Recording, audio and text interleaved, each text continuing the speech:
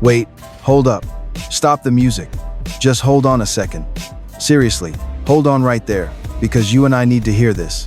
From 50 Cent, shoving a rapper clean off his stage, to Hav pressing up on Offset, backstage, these rap legends check the new wave with zero mercy. Today, we are breaking down the most dangerous confrontations. Make sure to hit subscribe. First up, 50 Cent handles former G-Unit affiliate, Trav.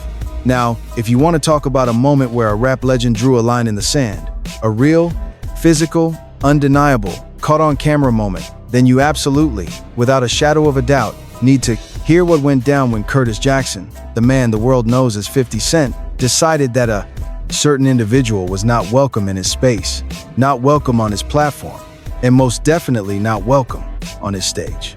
This chaotic moment unfolded in real time right in front of everybody at an event that was supposed to be about music, but instead turned into a raw display of pure dominance and territorial authority that hip-hop has ever captured on film.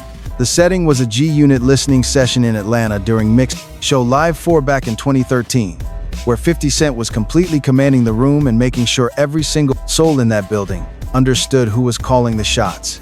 Everything was rolling smooth until Meek Mill brought Trav, a former G-Unit associate with deep street connections, up toward the stage area, and that is when the whole energy shifted. 50 spotted Trav approaching, and there was zero hesitation, no conversation, no second guessing. It was completely instant. He literally shouted to stop the music, telling everyone to hold on. Wait, let us look closer at this footage. And then, with the entire crowd watching and phones already recording, 50 physically shoved Trav away from the stage, sending a clear message that reverberated far beyond that Atlanta venue. The crowd erupted. Meek Mill had to step in and de-escalate before things boiled over into something far more dangerous. But the statement had been made. This was not random aggression either. Prior beef existed between 50 and Trav, rooted in loyalty disputes and perceived disloyalty during 50's various industry wars. The relationship between Trav and G-Unit had soured over time, tangled up in questions of allegiance, money, and alignment with rivals. For a man who built his empire on loyalty and control, allowing someone he considered an outsider to share his stage was an unthinkable act of weakness. Trav later discussed this beef on Vlad TV, revealing the tension went way deeper than that single moment, and that arguments had been building long before the cameras caught the action. He reflected on moving past it and working with other artists. But that footage, that raw, unfiltered moment of 50 Cent enforcing his boundaries with his bare hands, became one of the most replayed clips in hip-hop confrontation history. A permanent reminder that when you step into a legend's space uninvited, you better be ready for whatever comes next. If you are enjoying this breakdown, hit that like button. Now, speaking of legends who do not play, what happened when the greatest rapper mogul of all time caught wind that a younger artist had gotten just too comfortable dropping his wife's name brings us to a whole different level of intensity. Let's analyze Jay-Z confronting Offset. There are levels to this rap game, and then there is the level Sean Carter occupies. A level so elevated, so thoroughly untouchable, that when he decides to press the issue with someone, the entire industry holds its collective breath. And that is exactly what happened when footage surfaced of Jay-Z, Hove, The Blueprint, the man who turned Marcy Projects into a global empire, running up on Offset backstage with an intensity, reminded everyone in that room why you do not play with this man's family. The backstage footage shows exactly what raw authority looks like when it is backed by billions, street credibility, and decades of dominance. Jay-Z approached Offset with an aggressive energy that left absolutely no room for misinterpretation. This was a man protecting his wife's honor and making sure a younger artist understood the weight of overstepping. The body language told the whole story. Hav pressing forward with that predator's confidence, and Offset, a man who has plenty of his own street credentials, physically stepping back and giving ground. The exact words exchanged remain largely private, and that mystery has only fueled the fascination surrounding the encounter ever since it leaked. What made this moment land so hard was the sheer contrast in stature. On one side, a billionaire mogul, the elder statesman of hip-hop culture whose legacy was cemented before Offset ever stepped foot. On one side, a titan in the booth. On the other, a rising trap star climbing with Migos, navigating a very public romance with Cardi B. The emotional stakes were high, protecting family, guarding a legacy, And that unwritten industry rule. Some names are completely off limits. Things were especially tense in the wake of what Jay-Z and Beyoncé endured publicly during the Lemonade era and beyond. Beyoncé reportedly laughed off the encounter, according to some, diffusing tension before it could escalate into something truly catastrophic. No major blowout happened. It stayed contained, proving the sheer scale of Jay-Z's calculated authority. He made his point clearly without throwing punches, crossing lines, or permanently ruining a professional bond. Offset and Cardi B kept thriving, but that legendary clip remains a permanent fixture in the rap hierarchy archives, reminding us that Hov sits at the very top and nobody can ever forget it. If you and I think Jay-Z's move was a surgical strike to protect his queen, what happens when another Southern icon decides to pull a young rapper aside and deliver a verbal intervention so direct, so brutally honest, that it forces the entire internet to sit up and watch? Well, that is a whole different league. T.I. checks Bow Wow over his comments. There is a difference between getting cornered on the street and being schooled by a veteran who truly wants you to win. And when Clifford Joseph Harris Jr., the king of the South T.I., decided that Shad Gregory Moss, also known as Bow Wow, needed to hear some cold, hard truths about his behavior, we witnessed one of the most awkward, raw intervention-style talks ever caught on camera. This was not clout chasing. This was a big brother grabbing his sibling by the collar of his soul, demanding he straighten up before it was too late.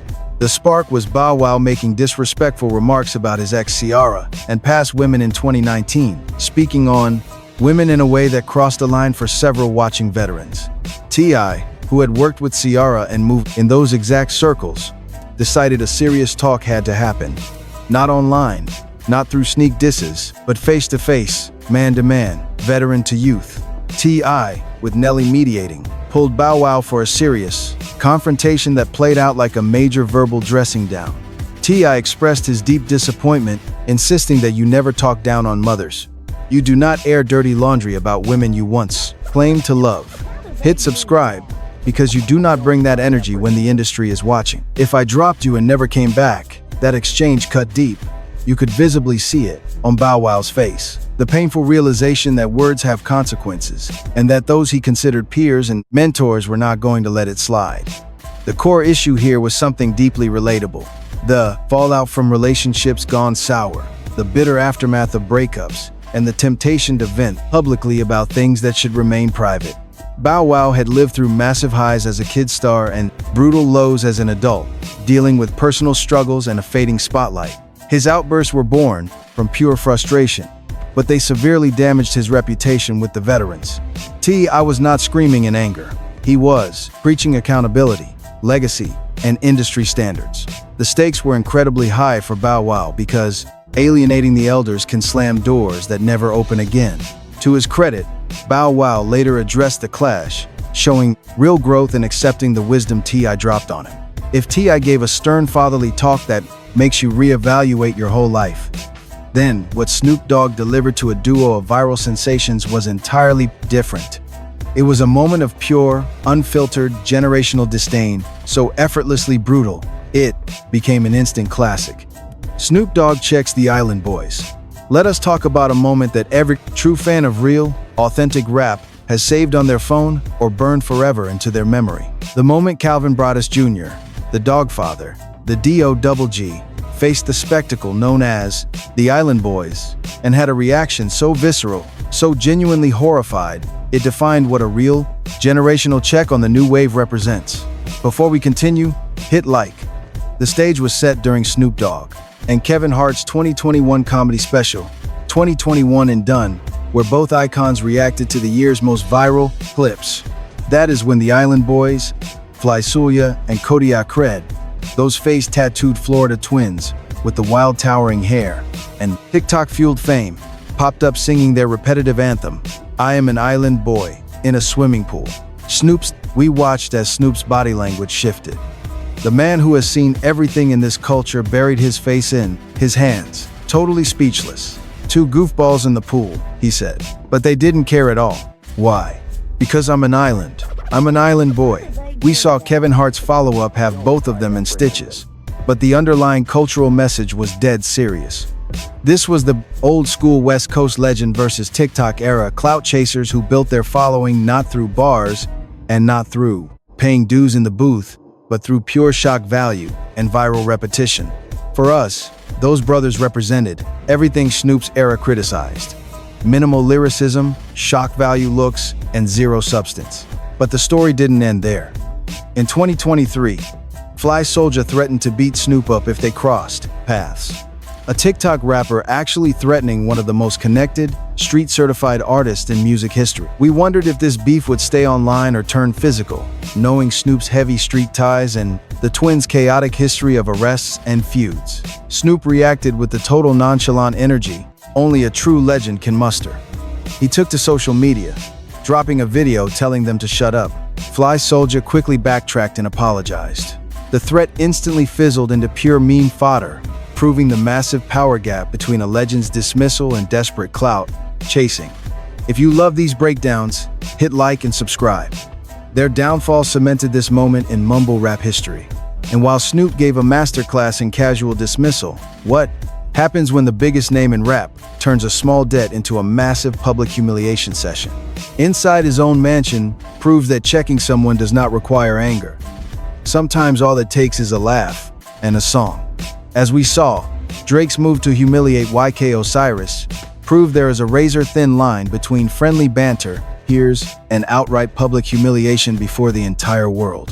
When Aubrey Drake Graham decided to collect on a heavy gambling debt from Jacksonville's own YK Osiris, he did not just cross that line. He danced on it, filmed it, posted it, and watched it go viral, laughing all the way. We recognized this was not a standard confrontation, born of anger. This was something far more brutal. A billionaire rap mogul casually flexing his immense power over a younger artist who got too comfortable making major bets he could not back up. Let's look at the backstory. In late 2021, YK Osiris, the rising star behind Worth It, lost a basketball bet to Drake and owed him $60,000. 60 bands. Not pocket change, but for Drake, it was all about the moment. At the mansion, with cameras rolling, Drake gave YK Osiris a clear ultimatum. Pay the 60 grand or perform Worth It. Right there to clear the debt. You owe me 60 bags. I'm playing this song right now. You ready? I need you. I need more, huh? You don't owe me no money right now. I swear I need a full performance though. And YK Osiris, standing there in another man's mansion, fully aware the cameras were rolling, swallowed his pride and sang. He performed Worth It, awkwardly, nervously dancing and serenading the room, while Drake and everyone laughed and filmed. It was equal parts entertaining and deeply uncomfortable. A younger artist performing like a court jester to satisfy a debt to an OG in his own castle. The whole situation gave us a clear window into the ruthless hierarchy of hip-hop's elite circles. For YK, it exposed the brutal gap between wanting to belong and the true cost of losing. He later admitted he was done with gambling, a confession that humanized the moment for us. Entertainment. Hit subscribe for more hip-hop news. The relentless memes became permanent evidence of what happens when you owe the wrong person money. No real beef followed, staying light on the surface, but it showed us an unforgettable picture of how easily legends can flex their power without ever raising a voice or balling up a fist. Now, if Drake's move was about money, pride, and mansion hierarchy, then what Offset did when another artist dared to put Cardi B's name in his mouth was about something far more primal, protecting his wife, his marriage, and his honor at all costs. We watched Offset check King Yellow over those Cardi B lyrics. When it comes to loyalty and reputation in this rap game, we know that nothing makes a man react faster, hit harder, and burn hotter than another man speaking on his woman. And when Kiari Kendra Cephas, known to us as Offset, found out that another man was talking about her, we saw Chicago rapper King Yella not only claiming he was with Cardi B, but dropping a massive diss track to prove it. The response was lightning fast, direct, and brutally confrontational. The catalyst came in early 2018, when Yella dropped a track targeting Offset, claiming he had Cardi B first and throwing shots at their brand new relationship. This was a massive test for Offset, who was newly married to Cardi B and already dealing with intense tabloid rumors. Our team saw these claims as a direct assault on everything they were building. Offset did not just complain on social media. He skipped the subliminal tweets and went straight to the source, confronting King Yella directly. It was a move that showed street-level accountability and fierce protective loyalty, as he put Cardi B right on the line to address Yella herself, dragging the truth into the open, with absolutely no room for online lies. Hello? Yo, Yella. Why are you lying on me? Why are you talking crazy? When did I ever deal with you? Cardi B's raw denial was absolutely scorching. She demanded to know why Yella was putting out these blatant lies, completely shredding his credibility. Hit that like button if you respect her unfiltered energy on this call. We could hear the genuine anger and frustration from both Offset and Cardi as a united front. The stakes were incredibly high. This was a fresh marriage under a massive spotlight, and King Yella was suddenly inserting himself into their business for clout. As commentators, we see this as weaponizing a woman's past. For Offset, his reputation and marriage trust were on the line, alongside potential real-world street consequences. The direct call worked. This swift confrontation completely killed the narrative, and Yella quickly faded from the headlines while Migos and Cardi kept winning. It proves that when a star protects his family, the clout chaser always loses. Before we move to the next wild feud, subscribe to our channel for more rap news. Now, let us look at a battle involving real blood, history, and street violence. When two Atlanta trap kings faced off live after 15 years of violent tension, it became the most dangerous broadcast in internet history. We are talking about Gucci Mane versus Young Jeezy. If other rap beefs are chapters, this one is the entire book. It is a sprawling, bloody, and deeply personal saga, stretching across more than 15 years of Atlanta hip-hop history, involving stolen beats, diss tracks, and actual lives lost. When they finally stood in the same room for their 2020 Versus battle, the stakes were not just musical, they were life and death. The backstory started back in 2005 over the track Icy, a hit collaboration that turned sour when Gucci blocked Jeezy from capitalizing on the record. What followed was an escalation that went way beyond music. Jeezy reportedly put $10,000 on Gucci's chain, leading to a violent shootout where Jeezy's associate, Pookie Lock, was killed. Our editorial team notes that Gucci was charged but acquitted on self-defense, later mocking the tragedy on his track, The Truth, which fueled the fire for over a decade. When their face-off was announced, millions of fans tuned in, not just for music, but to watch the real, unresolved hatred simmering beneath. From the very first seconds, Gucci made it clear, this was no friendly celebration of hip-hop history. It was round one of Gucci versus Jeezy. From our view, Gucci opened with extreme aggression, playing brutal diss records. When he dropped The Truth, mocking Pookie Lock's death, the room hit a terrifying breaking point. Jeezy confronted him mid-battle, visibly emotional, arguing some wounds were too deep to exploit for simple entertainment. The absolute fear of live, on-camera violence in front of millions of viewers was completely suffocating. But here is where we saw the story take an unbelievable turn. Despite 15 years of deadly beef, the night ended in peace. They performed Icy together and embraced on stage. The entire event, featuring a Stacey Abrams cameo, managed to mix street anthems with raw group therapy in a way no one saw coming. Gucci bragged about master ownership, Jeezy flexed real estate, and two survivors of the streets chose legacy over violence. While this historic war played out over 15 years and finally found peace on stage, our attention turns to what happened when the greatest lyricist of all time decided to coast deep, unleash absolute fury on a new generation of hip-hop artists. It became a whole new kind of lyrical warfare. We are talking about Eminem. When Marshall Mathers decides to go to war, he does. When a rap legend like Eminem strikes, he does not tweet or send warnings. He does something far more devastating. He drops an entire surprise album. Back in 2018, with his unexpected project, Kamikaze, he did exactly what his legendary reputation promised. He launched a full-scale lyrical assault on mumble rap, reminding us all why he is still considered the absolute greatest to ever pick up a microphone. His sharpest targets back then included the young Lil Yachty, who was called out on The Ringer, and Machine Gun Kelly, who faced a complete demolition on Not Alike. Our analysis shows his critique of Yachty was mild, but his vicious strike against MGK was deeply personal. It traced back to a 2012 tweet objectifying Eminem's 16-year-old daughter, Hailey. This was a line that no protective father would ever let anyone cross. The true genius of Kamikaze was how it tapped into a generational war brewing across the culture, pitting lyricism against trap music. Eminem, battling his own personal demons and fighting to stay relevant, framed himself as the ultimate guardian of traditional rap culture, an elder statesman refusing to let his beloved art form be watered down. MGK fired back with Rap Devil, attacking the icon's age, mocking him by claiming the real Slim Shady can no longer stand up. The rap world erupted in chaos as fans eagerly anticipated a response. And when he finally unleashed Killshot, the result was a merciless teardown of his rival's career, which became one of the most highly viewed diss tracks on YouTube. Make sure to subscribe. But a surprising twist came from Lil Yachty, who celebrated the call-out, treating it like an absolute badge of honor. This really highlights the quiet desire that many newcomers have. Any spotlight from a legend, even a hostile one, validates their status.